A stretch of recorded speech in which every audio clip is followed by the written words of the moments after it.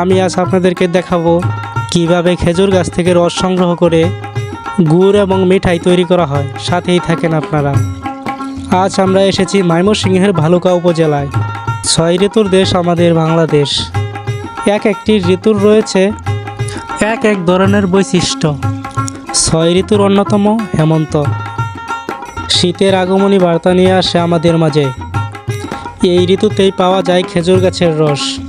খেজুরের রস সংগ্রহ করা যেমন বাংলার ঐতিহ্য, তেমনি গাছিদের গাছ কাটাও এক ধরনের শিল্প। গাছিরা প্রতিদিন বিকালে সাদা অংশ পরিষ্কার করে মাটির কলস বাঁধে রসের জন্য। শীতের সকাল, চারদিকে কুয়াশায় মোড়ানো। শীতে গা ঠান্ডা হয়ে আসছে। পথঘাট কুয়াশায় ঢাকা, সূর্য ওঠেনি এখনো। এর মাঝেই আমরা হাজির দৃশ্যগুলো তুলে ধরার জন্য। শীতের পিঠার উপাদান খেজুরের রস এবং খেজুরের গুড়। বাংলার গ্রামে গ্রামে এখনও দেখা যায় খেজুরের রস এবং গুড় দিয়ে বাপা পিঠা, রস পিঠা এবং অন্যান্য পিঠা দেখা যায় বানাতে।